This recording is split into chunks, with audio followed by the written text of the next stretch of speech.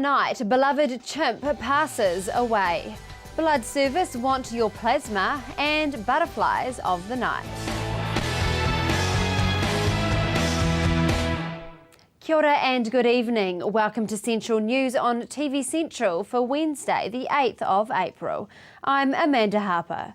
In today's news, Chimp, a 20-year-old female chimpanzee who recently moved to Hamilton Zoo as part of a regional breeding program, has passed away over the weekend. Chimp was attacked and badly bitten after being introduced to the dominant male, Luca. Zoo staff worked around the clock to try and save Chimp, with several staff members sleeping next to her enclosure after the attack. Zoo Director Stephen Stanley says a plan for integrating Chimp with the other chimpanzees had been prepared well in advance of her arrival. It was based on knowledge of general chimp behaviour as well as the behaviour of the individual chimps involved, including Chimp. A key element of the plan was early introduction to provide Chimp with social opportunities as soon as possible. She was successfully integrated with the two females, Sally and Sanda, without incident. The altercation with Luca lasted only 2 minutes and then the chimpanzees were separated by keepers. Chimp had several bite wounds to her neck, legs and bottom, and these were stitched under general anaesthetic. She was given around-the-clock care over the next 5 days. The post-mortem indicates probable cause of death was brain trauma sustained in the original attack. Staff at Hamilton and Wellington zoos are devastated by Chimp's death. The knitted piano in Greerton Village is a great asset to the locals and visitors of the Bay of Plenty community. Main Street manager David Hart says the locals enjoy having an opportunity to express themselves.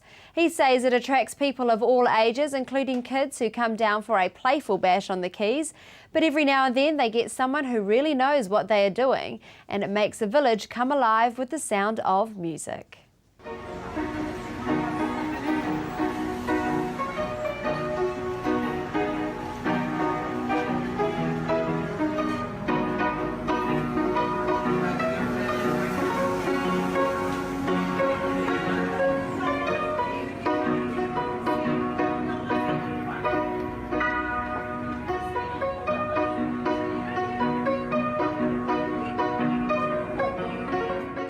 The knitted piano also keeps up with the yarn bombing theme.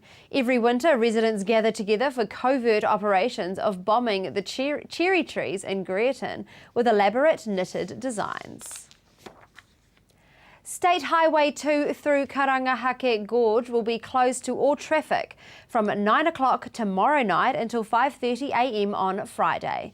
People wishing to travel between Waihi and Paeroa during the closure can use an alternative route via State Highway 25. However, this will add 1.25 hours to the trip. Motorists travelling between Auckland and Tauranga are advised to use State Highway 29 over the Kaimai Range, says the New Zealand Transport Agency. The closure is necessary to allow contractors to resurface a narrow 200-metre section of the Gorge Road between Paeroa and Waihi near the Karangahake Reserve. People in the communities of Waikino and Karangahake will have access to Waihi, while people in the community of Makaitown will have access to Paeroa during the closure. Completing the Waikato Expressway remains the top priority in a new regional land transport plan. The 2015-2045 plan was signed off by the multi-stakeholder Regional Transport Committee at a meeting in Hamilton and is due to come into effect once it's signed off by the Regional Council. Regional Transport Committee Chairman Hugh Verco from the Council says the plan was a long-term strategic blueprint for addressing transport challenges in the wider region. He says examples of key priorities identified in the plan include a focus on roads and rail lines that connect us to our regional neighbours and contribute to improved freight efficiency. There is also a focus on improving safety outcomes, such as reducing safety risk on key roads and advancing speed management.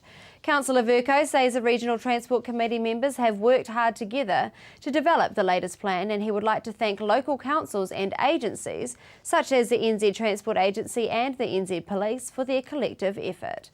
He says working together allows us to speak with one voice to central government when it comes to major transport priorities that will help improve quality of life for communities across our region. The Port of Tauranga will welcome 2 new tugs over the coming weeks, with the first expected to hit the water and arrive ready for work around May the 23rd. The second of the estimated $20 million pair is expected to arrive about 4 to 6 weeks later. Port of Tauranga Operations Manager Phil Julian says they are to be named Tai Pari and Tai Timu. He says the first one is due to be completed on the 23rd of this month, and it should be here by May the 23rd. It will take about a month to bring it down, and the next one is about 6 weeks behind that. He says they've got staff up there at the moment overseeing the finishing off, and they will be brought down by a professional delivery crew.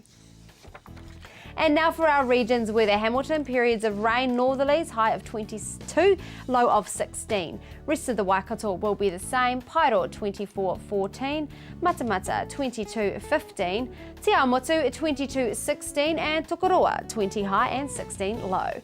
Over in the Bay, Tauranga, periods of rain, northwest breeze, high of 23, low of 18. Te Puke, your high is 21 and low of 18. And for the marine forecast, on the west coast, Raglan, Thursday 25 knots, changing overnight Friday to a southwest of 20 knots. High tide is at 4:40 p.m. And on the east coast, Bay of Plenty, northwest 15 knots, a sea slide. High tide is at 1:48 p.m. Coming up in the show, donate your plasma. Welcome back to Central News. Due to an increasing demand for blood products made from plasma, the need for more plasma donors is growing every year. Reporter Rachel Sutton chats to Angela Durham, a registered nurse from New Zealand Blood Service Tauranga, to find out more about their current April promotion. Have you got a heart of gold? Find out just how the process works. Well, Rachel, plasma is the water part of your blood. It's the transport agent. It's what moves everything around your body, so it's very liquid. And what is plasma used for? We use plasma for a lot of different things here at the Blood Service. It's made into medication. It's the base of some chemotherapy drugs. It's also used to make vaccinations for people who are travelling. It's used to make clotting factors. So there's a lot of uses for plasma. And who are we helping by giving plasma? Well, we're helping one of the 80% of the population that will need blood product at some point in their life. So those might be people who have cancer, people who are travelling overseas, so need some travel vaccinations, people who've had burns or big surgeries. And how long does the whole process take? So what we say to people is plan to be with us for an hour. So you come in and you interview with our nurse. The needle will be in your arm for about 35 to 50 minutes, depending on who you are, and we work that out when you get here. So we do say allow an hour for your visit. And how is it different from giving whole blood? So it is quite different. So when you donate blood, we just take whole blood off you. With plasma, we spin your blood through a centrifuge machine. And so we can return your red blood cells to you, and we just keep that plasma part of your blood. Does it feel any different when you give plasma as opposed to giving blood? So some people will say yes. You shouldn't feel any different afterwards. But obviously we are returning those red blood cells to you. So some people will say they're aware of that, but it's not painful. And how many donors do we need in the Tauranga region? So we're working really hard on increasing our plasma panel at the moment. So there's currently 400 people on our panel, and we're really wanting 600 people to keep up with demand. So we really need another 200 people at least to register to be plasma donors here. Are there any risks at all when it comes to giving plasma? When you give plasma, there are the same risks as when you give blood. So they're very minimal risks, and there's something that our nurses will talk through with you when you come in. Are there any side effects from giving plasma? It's exactly the same as giving blood again. So we encourage people to stay afterwards and have something to eat and drink. Our plasma donors are lucky. They do get something to eat and drink while they're sitting there with their feet up. It's quite a nice little relaxing time. And how frequently can we donate?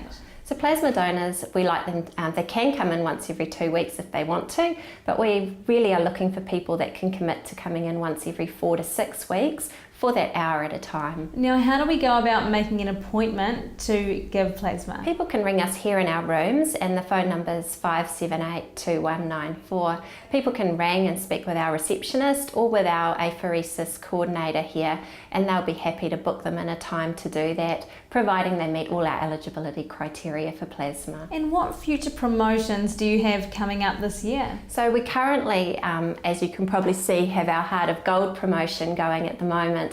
And that's really just to get it out there to people to say, you know, come in, give plasma. Plasma is a yellowy colour, it's gold colour, so we say our plasma donors are like gold.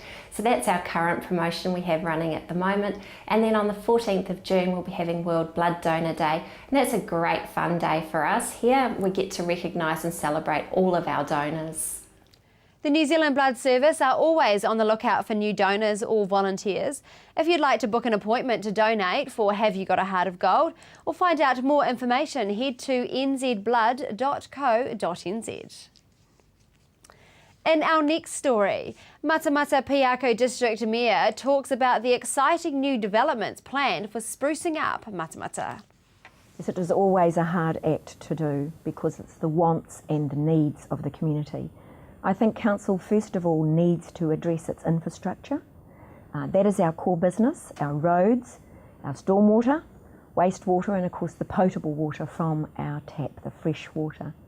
But of course to keep your district growing you need to have some new projects, and so we're proposing the extension of the Hareki Rail Trail as one of the key new projects going forward. Okay, and where would the trail go? Well, we've looked at 5 different options, and we've done a feasibility study, and the preferred route is through Manararoo onto Tower Road. This would give families easy cycling and encourage the grade 1 level which Otago Rail Trail has. So at the moment it's a $4 million build. We'd spread it over 2 years and beginning 2018. Now this is just in the proposal stage. Have you already had any feedback about it? Yes, Amanda, already as we come out for consultation. It is a very topical issue, this extension of the rail trail. We've had a lot of international and domestic market into Te Araha, and of course we want to capture them. We want to have them stay overnight in our district. That's out to the Wallace Gallery in Morrinsville or coming on down to Hobbiton. It's a key piece of infrastructure. So I'm hearing from people that they really would like us to bring this particular project forward. So please tell us what you think. Should we be starting it in 2018 or should it come forward? Bearing in mind that Council is coming out with a 1.42% rate increase, and we're trying to smooth the rate increases as we go forward. We do not want spikes. We want everybody to be able to sustain their rates. It's very important when you look right across your whole community. So tell us what you think. Come online and tell us, or please fill in a postcard and let Council know, yes, we like the proposals, we think this should come forward, or no, I think this should be pushed out. So give us your feedback. Now with the rate increase that you just said, that's quite low, isn't it, compared to other councils? Yes, it's one of the lowest rate increases going forward. You can go online, that's the average. You can go online if you're getting targeted services. Well, of course, you can have a look, put your property number and name in and find out exactly what it will be. Going forward over the 10 years in the long-term plan, we as a council have said we do not want it to go over 4% ever. So we hope that it stays well under the 4% because we think Matamata Piako can sustain that with its infrastructure, keeping its level of service, but having a few nice to haves going forward and encouraging people to our district. We've got a lot to offer. And how can people submit their feedback about the long-term plan? They can go online, Facebook, into our libraries, and please have a look at your newspaper or pick up one of the postcards. You will be getting quite a document to each household. Have a read, make sure you read the Mayor's message, and there's quite a lot of information in there. If you want more information, please go to an elected member or ring up and ask for more information. We're only too willing to help. Thanks, Jan. Stay with us because after the break, reporter Rachel and Karen Watts from Bellyful.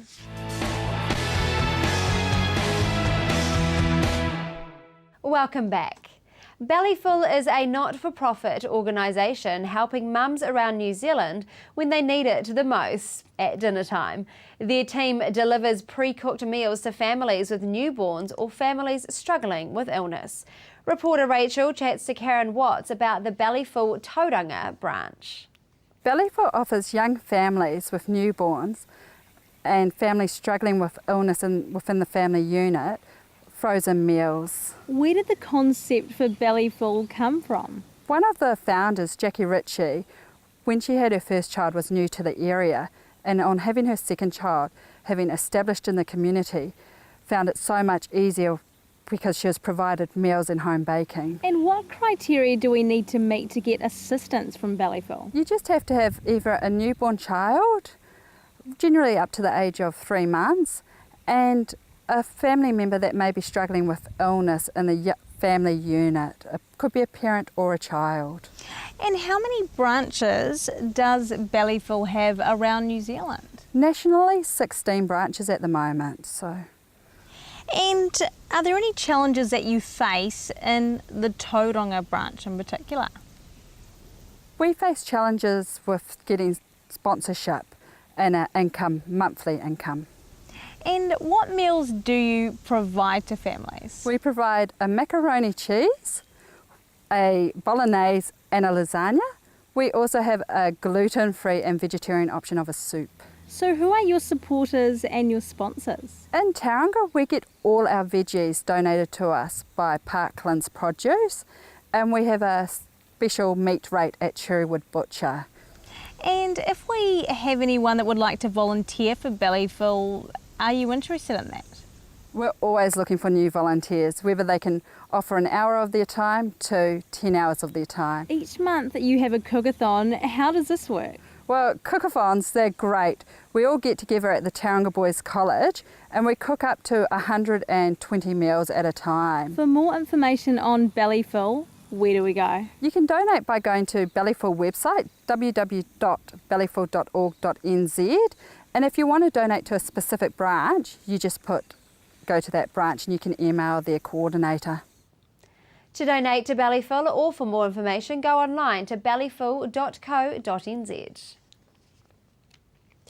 Butterflies of the Night is a theatrical extravaganza, bringing to life exquisite vintage garments and their stories from the past. Rachel finds out more about Threads and Theatre from Judith Bell. Fabulous Threads and Theatre is the vehicle that is producing Butterflies of the Night. Fabulous Threads and Theatre personifies what I'm doing, which is using fabulous threads, such as these beautiful, beautiful vintage things, these beautiful accessories, this incredibly intricate 1920s beaded piece with theatre. And it takes quite a lot of effort to do that, to bring fashion into a plot and storyline and have it smooth. So what is involved in your role? I have to marry up all the threads. I have to link all the threads that are weaving this beautiful, beautiful story. So I have to keep the dancers on track. I have to choose the music. I've spent 3 years procuring all the clothes from overseas. Most of it is from Belgium, France, Italy, England, United States. I have to just do the business, just keep that business rolling. Now you have a very impressive range of vintage garments. Can you tell us a little bit more about those? When I receive these garments, they come on they land on my doorstep. They are just incredible. This garment here, it's basically just a piece. For those people who are familiar with our publicity, we actually ended up using this draped onto our model's back as our main promo picture. When I was bidding on this on eBay, I thought it was about that big. And when it arrived and I saw the beauty and the magic of it, and I always smell them and just get a feel for, a smell often gives away the vintage. But these jewels you can't get anymore. They're just beautiful, beautiful jewels from the 1920s. So the day that this arrived, one of my friends and models, Kylie, who came by, she came by for a walk, and I said, Kylie, can I just drape this on your back? And it was a perfect fit for her back. So that's how that evolved. The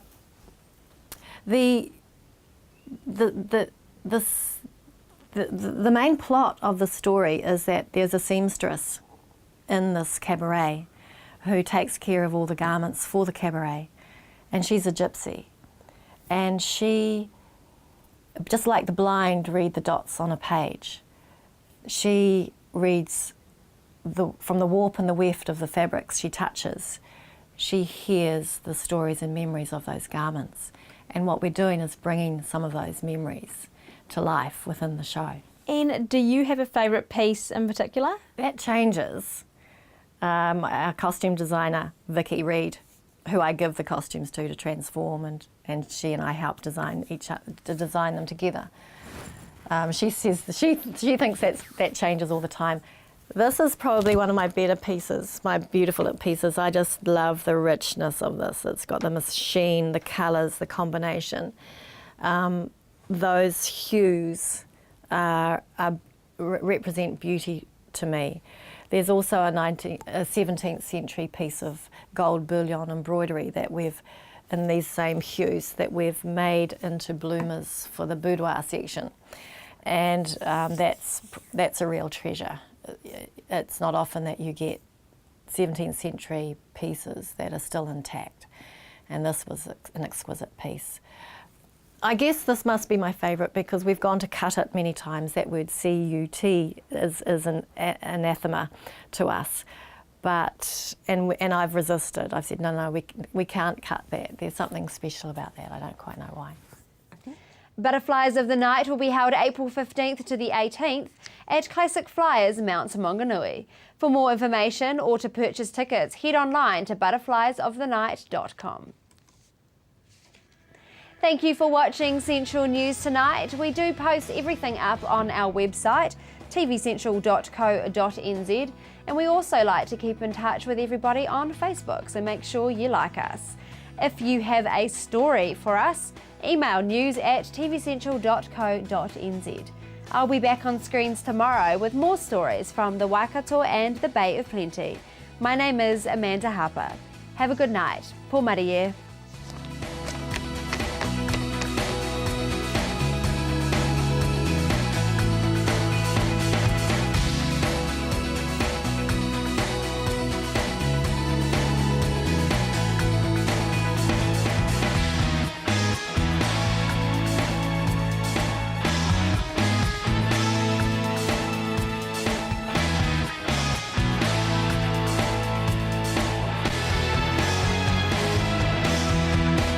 This has been an Alpha Media production, a division of Television Media Group. Supporting local content so you can see more of New Zealand on air.